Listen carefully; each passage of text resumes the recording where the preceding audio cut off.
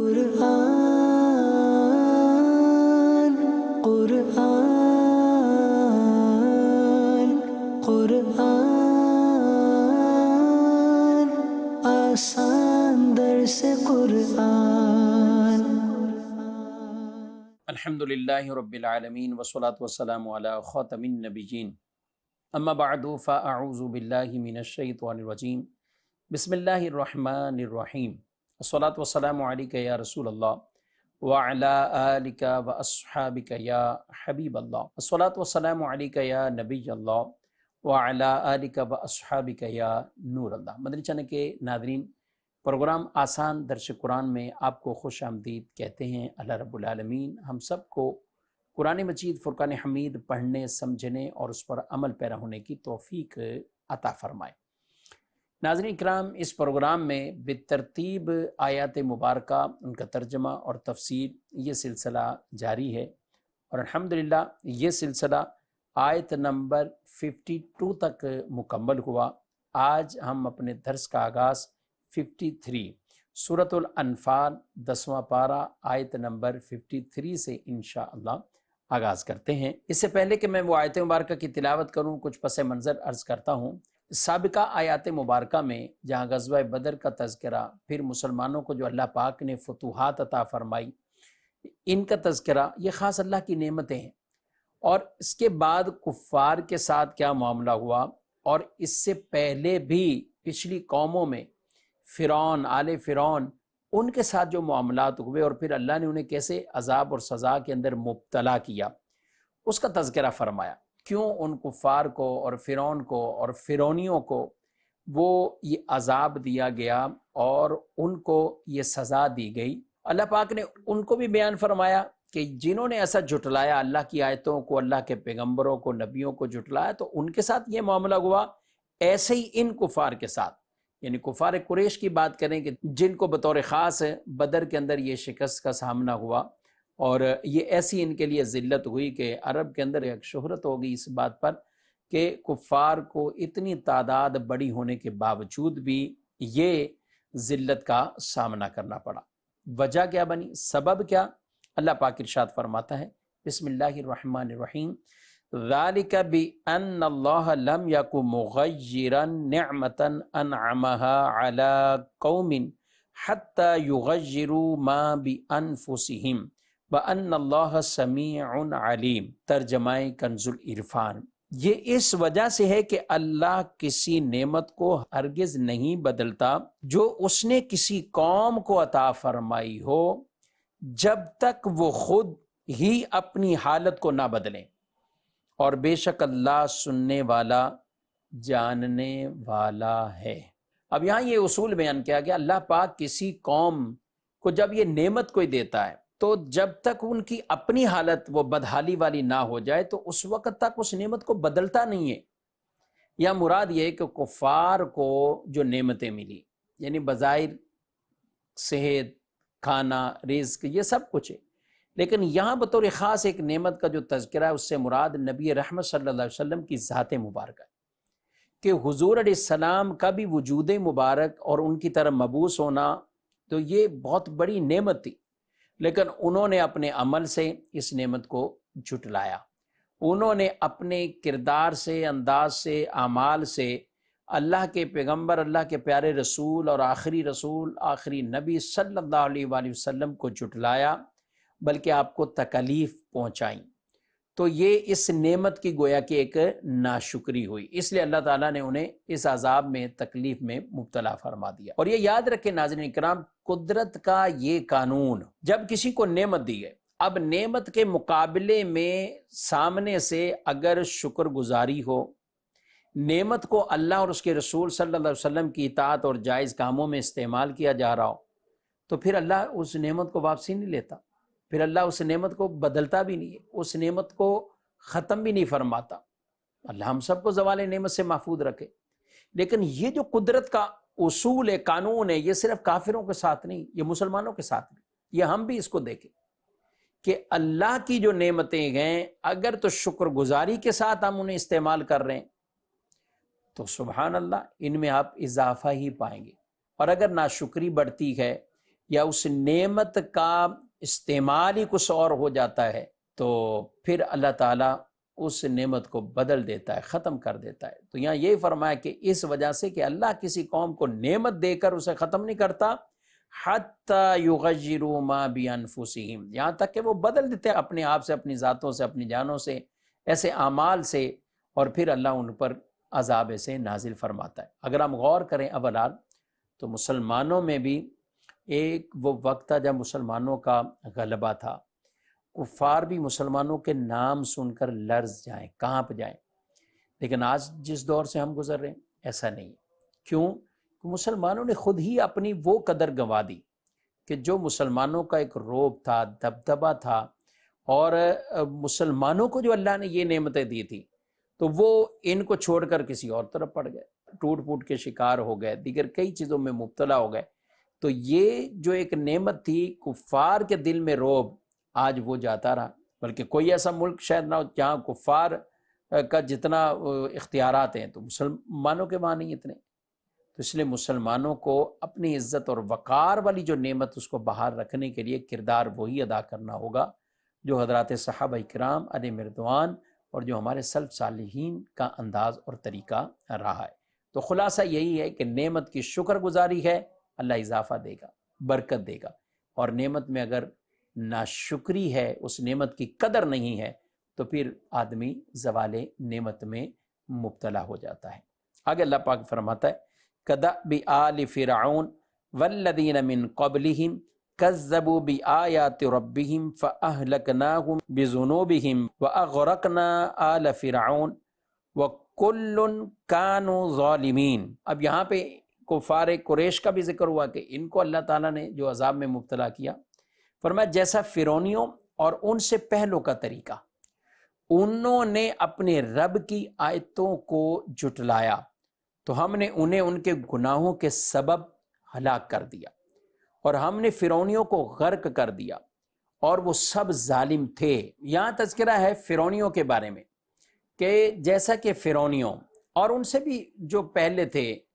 کہ جب اللہ نے ان پر نعمتیں عطا کی انہیں، اور اللہ نے اپنے نبیوں کو بھی بھیجا، اور انہوں نے اللہ کی آیتوں کو جھٹلایا، نبیوں کو جھٹلایا، پھر اللہ کی طرف سے عذاب بھی آئے۔ کچھ زلزلے کے اندر ہلاک ہوئے، کچھ ایسے جن پر آسمان سے پتھر برس گئے، کچھ ایسے جن کی شکلوں کو بگاڑ دیا گیا، اور فرعونی وہ پانی کے اندر انہیں غرق کر دیا گیا۔ کہا کہ جیسے وہاں ہوا تو وہ مختلف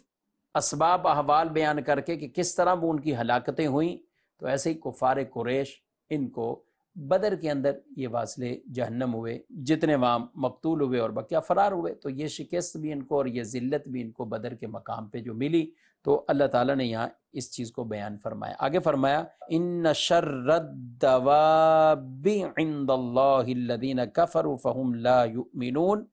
بے شک جانوروں میں سب سے بدتر اللہ کے نزدیک وہ ہیں جنہوں نے کفر کیا تو وہ ایمان نہیں لاتے۔ یہاں اللہ پاک نے ان کفار کا ذکر کیا کہ وہ جانوروں سے بھی بدتر ہیں جو آیتوں کو سن کر ایمان نہ لائے۔ اچھا جانور کیا ہیں؟ جانور تو ان کو آپ کوئی آیت یا کوئی بات سنائیں گے تو وہ سمجھنے کی ان کے پاس طاقت نہیں، استطاعت ہی نہیں۔ کفار تو سمجھ بھی سکتے ہیں، بات بھی کر سکتے ہیں، مگر ان کو کہا گیا یہ جانوروں سے بھی بدتر ہیں کہ جن کو سمجھنے کی کوئی توفیق نہیں ہے، اس لیے ان کو جانوروں سے بھی بدتر کہا کہ یہ وہ ہیں جو سن سکتے تھے، سب کچھ کر سکتے تھے، مگر انہوں نے اس پر عمل نہ کیا، تو ان کا سننا وہ گویا کہ جانوروں سے بھی بدتر ہے کہ انہوں نے سنی انسنی کر دی۔ اور ایسے لوگوں کے بارے میں قرآن پاک میں ایک اور مقام پہ فرمایا یہ لوگ جانوروں کی طرح ہیں بلکہ ان سے بھی زیادہ بھٹکے ہوئے ہیں، اور انہی کے بارے میں کہا گیا ہے اولئک ہم شر البریہ، وہی تمام مخلوق میں سب سے بدتر ہیں۔ آگے اللہ پاک فرماتا ہے الذین عاہدت منہم ثم ینقضون عہدہم فی کل مرۃ وہم لا یتقون، وہ جن سے تم نے معاہدہ کیا تھا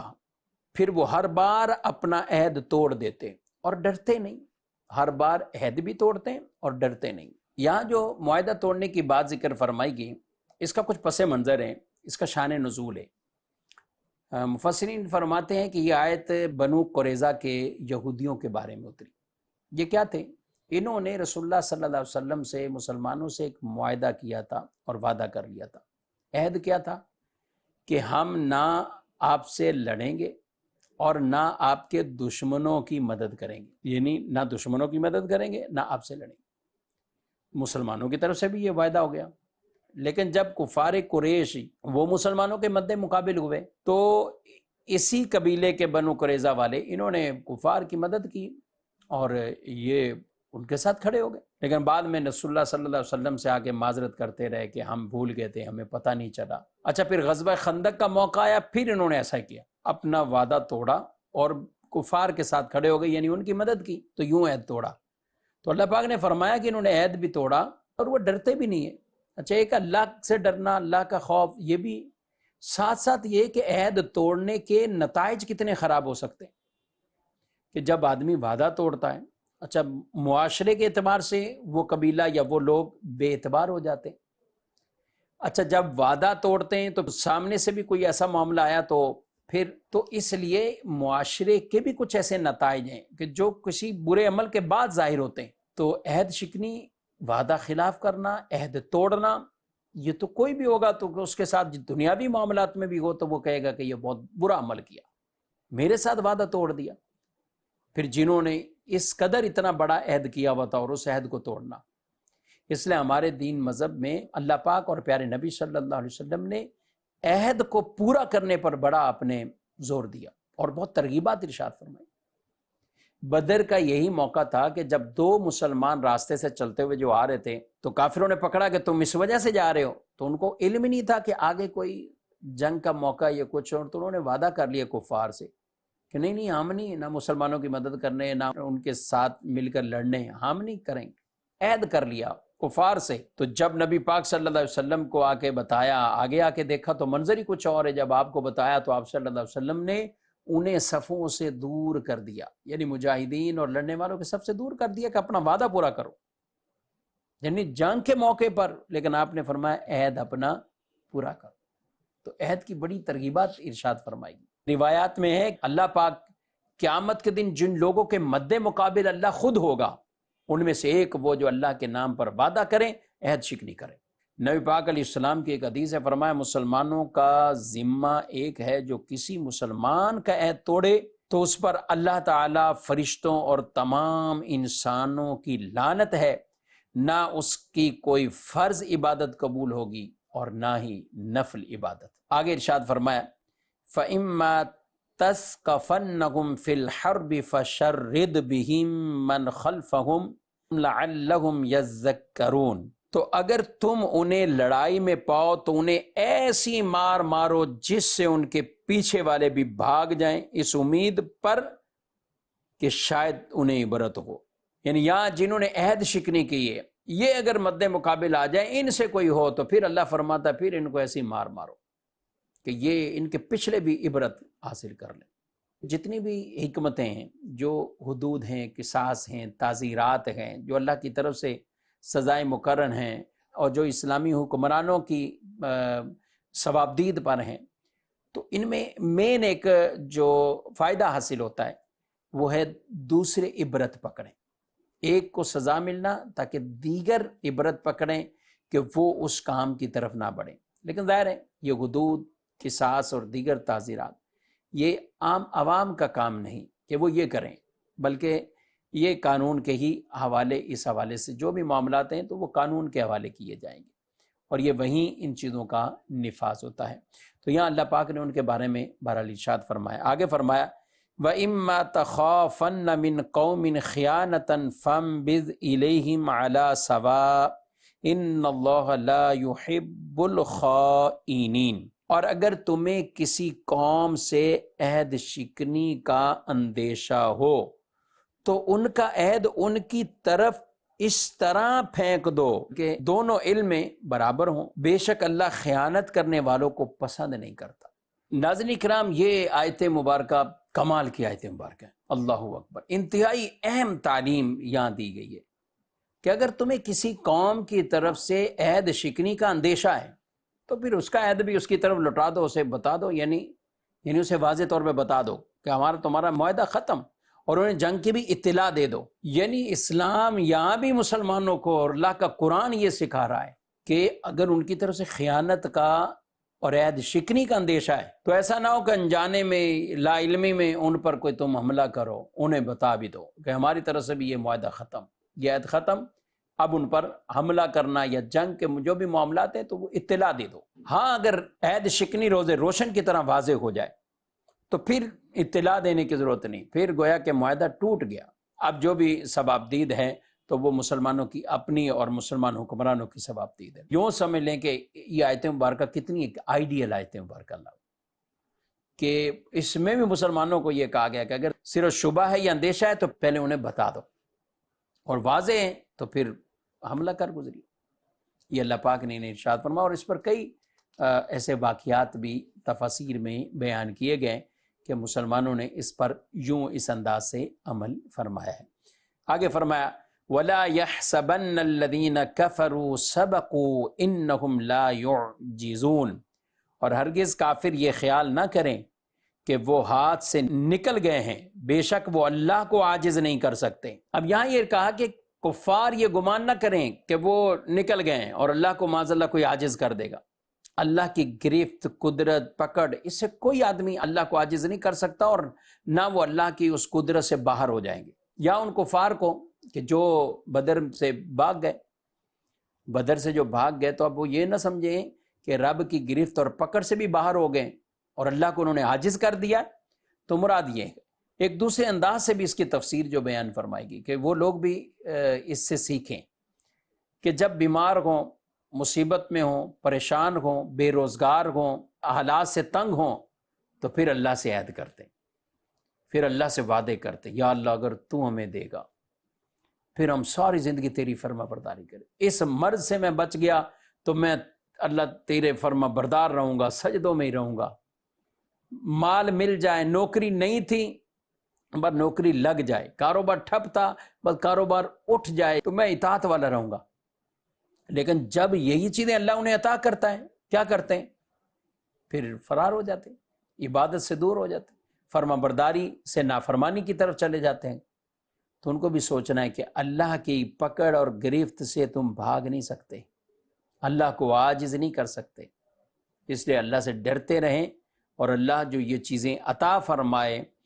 کیونکہ ہوتا یہی ہے مصیبت کے وقت رب یاد آتا ہے اور دکھ کے وقت اللہ سے فریادیں کرتے ہیں، لیکن نعمتیں، آسانیاں، آسائشیں اس وقت اللہ کو یاد نہیں رکھتے، اس وقت نہیں یاد رکھتے۔ ہمارا اوورآل حالت یہی ہے کہ دکھ پہنچا تو ہم 50 کو بتائیں گے، اچھا کوئی اچھائی مل گئی، نعمت مل گئی، رزق یا کسی اور چیز میں برکت وسعت آئی، نہیں اس کو اچھا بتائیں گے بھی تو اس کو اپنا کمال سمجھیں گے، اور دکھ کے وقت بس اللہ کی مرضی، یا یوں کلمات کہہ کر اللہ نے یہ دکھ دیا یا اللہ نے اس میں مبتلا کر دیا۔ تو ناظرین کرام، انسان کو ہونا تو یہ چاہیے جو مصیبت پہنچے تو اپنی طرف اسے نسبت کرے، اگرچہ حقیقتاً وہ من جانب اللہ ہی ہے، لیکن اسے اپنی طرف اپنے اعمال کے انداز میں اسے لینا چاہیے، اور اچھائی پہنچے تو اس کی نسبت اللہ کی طرف کرنی چاہیے۔ بہرحال آیت مبارکہ میں یہ فرمایا کہ کفار اللہ کے گرفت سے یہ بھاگ نہیں سکتے، یہ اللہ کو عاجز نہیں کر سکتے کہ یہ گرفت سے اور اللہ کی قدرت سے نکل جائیں گے۔ آگے فرمایا اور ان کے لیے جتنی قوت ہو سکے تیار رکھو، اور جتنے گھوڑے باندھ سکو، تاکہ اس تیاری کے ذریعے تم اللہ کے دشمنوں اور اپنے دشمنوں کو اور جو ان کے علاوہ ہیں انہیں ڈراؤ۔ تم انہیں نہیں جانتے، اللہ انہیں جانتا ہے، اور تم جو کچھ اللہ کی راہ میں خرچ کرو گے تمہیں اس کا پورا بدلہ دیا جائے گا، اور تم پر کوئی زیادتی نہیں کی جائے گی۔ اب یہاں جو ارشاد فرمایا گیا کہ قوت تیار کر کے رکھو، مسلمانوں کو یہ کہا گیا قوت، وہ چاہے گھوڑوں کی صورت میں ہو، وہ چاہے اس سے مراد قلعے، پناہ گاہیں، اور نبی کریم صلی اللہ علیہ وسلم نے جو اس کی تفسیر بیان کی، اس سے مراد تو رمی کہا گیا، یعنی تیر اندازی، یعنی قوت تیار کرنا، تیر اندازی۔ آج کے دور کے مطابق کہتے ہیں جیسے میزائل پھینکنا، تو دشمن کی تیاری میں اس کے سامنے ڈٹ کر ایسے رہنا، تو ظاہر ہے قوت بھی وہی چاہیے، پھر اسی طرح کی طاقت بھی چاہیے، اور اللہ پاک نے فرمایا بھرپور طاقت سے، قوت سے، دشمنوں کا مقابلہ کرو، تیار اپنے آپ کو رکھو، اور یہ چیزیں پہلے سے اسباب اس کے پاس موجود ہونے چاہیے۔ اور جہاد چونکہ عبادت ہے، اور اس کے جو ابتدائیے ہیں وہ بھی عبادت ہے، ثواب کا کام۔ نماز فرض ہم پڑھتے ہیں تو نماز کے لیے طہارت فرض ہے، تو یہ بھی ان معنوں میں اس کی تیاری یہ رکھنا، تو یہ عبادت بھی ہے اور فرائض کی گویا کہ تیاری ہے۔ عبادت کے اسباب بھی جمع کرنا یہ عبادت ہے، ثواب کا کام۔ ہاں، گناہ کے اسباب جمع کرنا ظاہر ہے یہ گناہ کا کام ہے۔ تو کوئی بھی ایسا انداز اختیار کرنا جس سے دشمنوں پر رعب طاری ہو جائے، وہ ڈریں، تو ان کی اجازت دی۔ اب اس کی ایک مثال اور بھی آپ کو عرض کریں، حدیث میں موجود ہے۔ کالا خضاب ویسے تو جائز نہیں، کالا خضاب لگانا جائز نہیں، لیکن ان مجاہدین کو اس صورت میں بھی یعنی اسے بھی اجازت دی گئی کہ وہ لگائے تاکہ دشمنوں پر اس کا رعب پڑے، ورنہ عام حالت میں یہ لگانے کی اجازت نہیں، شرعاً ناجائز ہے۔ اللہ کے پیارے نبی صلی اللہ علیہ وآلہ وسلم نے یہ احکامات بیان کیے اور یہاں یہ رخصت بھی بیان فرمائی، اور مقصود یہی ہے کہ دشمنوں پر رعب بیٹھے۔ اب یہاں یہ بات بھی ارشاد فرمائے گی کہ یہ کن کے لیے؟ کفار کے لیے تو یہ تیاری رکھو، لیکن اس کے ساتھ ساتھ وہ جنہیں تم نہیں جانتے، کچھ اور قومیں بھی ہیں جنہیں تم نہیں جانتے لیکن اللہ جانتا ہے۔ اب مراد کیا کہا گیا کہ اس کی تفاسیر میں بنو قریظہ کے یہودی کہ جو دل میں یہ بغض بٹھائے ہوئے تھے، یا فارس کے مجوسی، یا مراد وہ منافقین جو ساتھ ہیں کلمہ پڑھ رہے ہیں، جنہیں لوگ تو سمجھ رہے کہ یہ ہمارے ساتھ ہیں اور مسلمان ہیں، کیونکہ زبان سے وہ کلمہ پڑھتے ہیں، لیکن اللہ فرماتا ہے تم نہیں جانتے، اللہ انہیں جانتا ہے، تو ان کے لیے بھی تم تیاری میں رہو۔ آگے فرمایا وَإِن جَنَحُوا لِلسَّلْمِ فَاجْنَحْ لَهَا وَتَوَكَّلْ عَلَى اللَّهِ إِنَّهُ هُوَ السَّمِيعُ الْعَلِيمُ۔ فرمایا اور اگر وہ صلح کی طرف مائل ہوں تو تم بھی مائل ہو جاؤ، اور اللہ پر بھروسہ رکھو، بے شک وہی سننے والا جاننے والا ہے۔ اب اس سے پہلی آیتوں میں جو اللہ پاک نے تیاری کے لیے کہا کہ مسلمان اپنی تیاری میں رہیں، قوت کے ساتھ تیار رہیں، ایسے ہر وہ عمل کہ جس سے اس کو ڈرایا جائے، دھمکایا جائے وہ کریں، لیکن یہاں فرمایا اگر وہ صلح کی طرف وہ مائل ہو جائے تو تم بھی مائل ہو جاؤ، پھر اللہ پر بھروسہ کرو۔ اب اس کے بھی احکامات ہیں صلح کہ جو مصلحت کو دیکھے، مسلمانوں کے حق میں کہاں فوائد ہیں تو وہ صلح اختیار کی جائے۔ ہاں، بعض جگہ ایسی بھی ہیں کہ جہاں صلح کرنے کی بھی اجازت نہیں، مرتد جو اسلام سے پھر گئے اور ان سے اس وجہ سے ہی وہ جنگ ہو رہی ہے، تو ان سے پھر ایک ہی مطالبہ ہے کہ اسلام کو قبول کیا جائے یا پھر جنگ کا معاملہ۔ تو یہ مختلف اس کے احکامات ہیں، کہاں صلح جائز اور کہاں صلح جائز نہیں ہوتی۔ آگے فرمایا اللہ پاک نے وَإِن يُرِيدُوا أَن يَخْدَعُوكَ فَإِنَّ حَسْبَكَ اللَّهُ هُوَ الَّذِي أَيَّدَكَ بِنَصْرِهِ وَبِالْمُؤْمِنِينَ، اور اے حبیب اگر وہ تمہیں دھوکہ دینا چاہیں گے تو بے شک اللہ تمہیں کافی ہے، وہی ہے جس نے اپنی مدد اور مسلمانوں کے ذریعے تمہاری تائید فرمائی۔ یعنی یہ کہ اگر وہ صلح کا جو پیغام ہے وہ بھی اس میں بھی کوئی دھوکہ دینا چاہیں گے تو اللہ کافی ہے، یعنی اللہ آپ کو خبر دے دے گا، اور پھر اللہ تبارک و تعالی اپنی مدد فرمائے گا۔ کیسے؟ مسلمانوں کے ذریعے تائید فرمائی، یعنی جیسے مہاجرین کے ذریعے سے مدد ہوئی غزوہ بدر کے اندر، فرشتوں کے ذریعے مدد ہوئی، رب تعالیٰ ہی کارساز ہے، بہترین کارساز ہے اور مددگار ہے۔ تو اللہ اپنی مدد کو کیسے ظاہر فرماتا ہے؟ کبھی مسلمانوں کی تائید کے ذریعے، کبھی فرشتوں کے ذریعے، یہ من جانب اللہ ہی ہیں یہ ساری چیزیں۔ ہاں، ذریعہ اللہ نے کسی کو بھی بنا دیا۔ تو فرمایا اگر وہ صلح کے لیے کوئی خیانت ڈالنا چاہتے ہیں تو اللہ کافی، اللہ آپ کو اس کی اطلاع دے گا۔ ناظرین کرام، یہ آیات مبارکہ بیسک کئی آیات ایسی جو جنگ سے، غزوات سے تعلق رکھتی ہیں، لیکن اس کے ساتھ ساتھ ہمارے قوت ایمانی کے لیے اور جذبہ ایمانی کے لیے یہ باتیں ہمیں بھی سیکھنی اور سمجھنی چاہیے۔ اور پھر ان کے پیچھے جو ایک میسیجز ہیں، خاص طور پر اللہ پر توکل، بھروسہ، اعتماد،